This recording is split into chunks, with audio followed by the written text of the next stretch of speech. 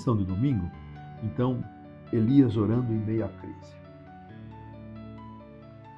Irmãos, Elias foi fiel a Deus em tempos difíceis, talvez um dos momentos mais dramáticos da história do povo de Israel, na apostasia liderada por Acabe e Jezabel, o afastamento do povo de Deus, idolatria espalhada por toda parte, e seca como castigo.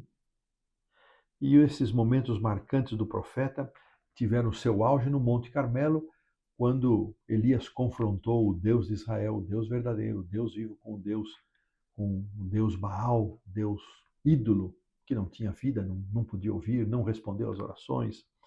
E no auge dessa história extraordinária, Acabe e todo o reino, eles testemunharam a resposta de um Deus vivo por meio do fogo que lambeu o altar, água, tudo que Elias havia preparado, encharcado de água. E este foi um momento inesquecível na história de Israel. Inesquecível. E é por isso que o que vai acontecer a seguir, que está registrado no capítulo 19 do livro de 1 Reis, passa a ser muito marcante. Elias teve um momento tão glorioso. E aqui a pergunta 1, ela nos leva a pensar nisto, não é?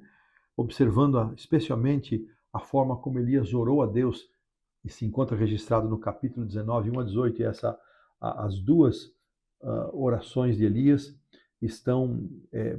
são praticamente semelhantes. Estão no verso 10 e no verso 14. Elas seguem a mesma métrica, praticamente sem alteração. E a pergunta que nos diz, pede para nos observar a maneira como Deus interagiu com Elias. Elias teve esse momento grandioso, e quando ele toma conhecimento de que Jezabel jurou a morte dele, esse grande homem de Deus, irmãos, tem uma crise. E ele sai desse pico, desse elevado momento de consagração, de poder, e entra num pico de depressão. E ele foge da presença de Jezabel e de Acabe. Aqui nos diz que ele levantou-se para salvar a sua vida. Ele nem invocou a Deus. Verso 3. E ele chegou a Berseba, que pertence a Judá, deixou ali o seu moço, e ele foi ao deserto, caminho de um dia. Então ele vai ao sul, ao extremo sul de Judá.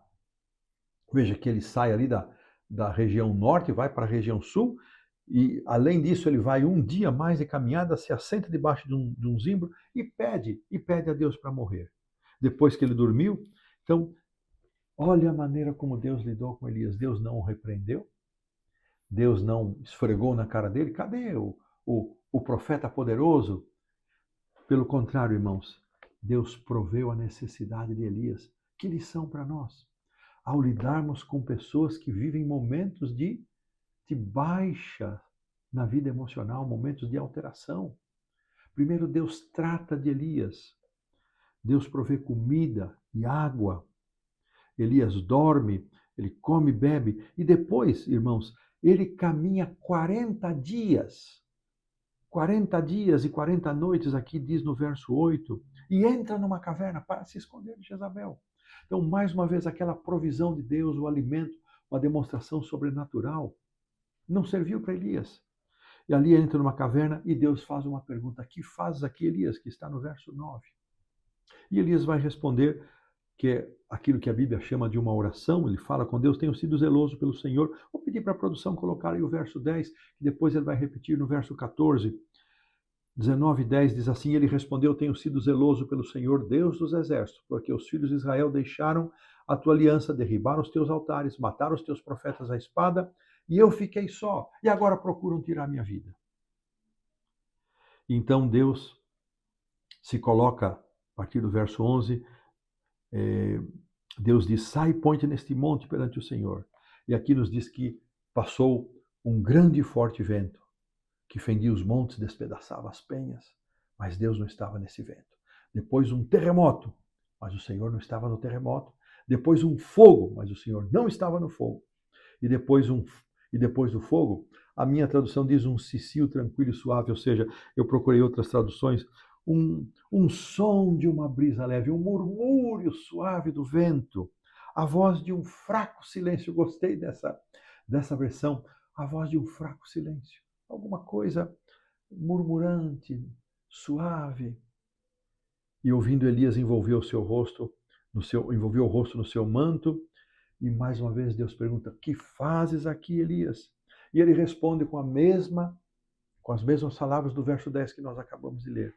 E Deus não repreendeu Elias. Deus não lançou em rosto, mas ele deu tarefas para Elias. Tarefas para ungir a Azael, rei da Síria, a Jeú, rei de Israel, e Eliseu, filho de Safate, como profeta para substituí-lo.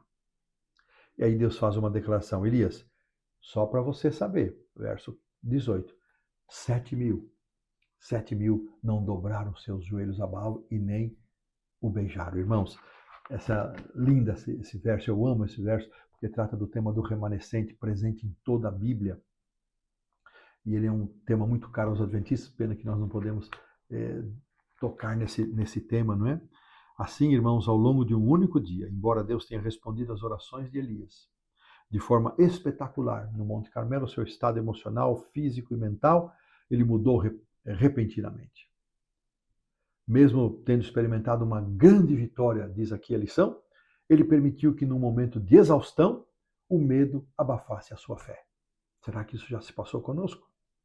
O mais impressionante é que Elias tenha cedido ao desânimo, à desesperança, ao desejo da morte. Deus se dirigiu a ele com ternura e cuidado, como nós já mencionamos.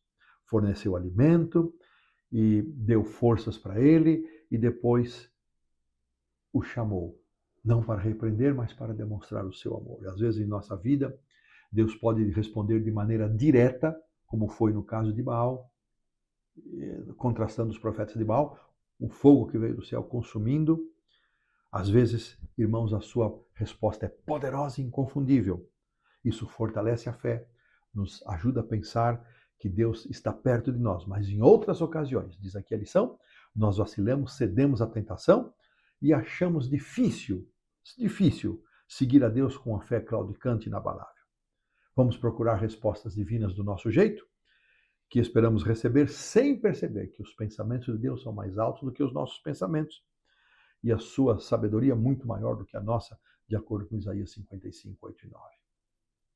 2 momentos na vida de Elias. Quantos momentos na nossa vida também são marcados por esses episódios, né? De grande poder, de grande fé e às vezes de baixa.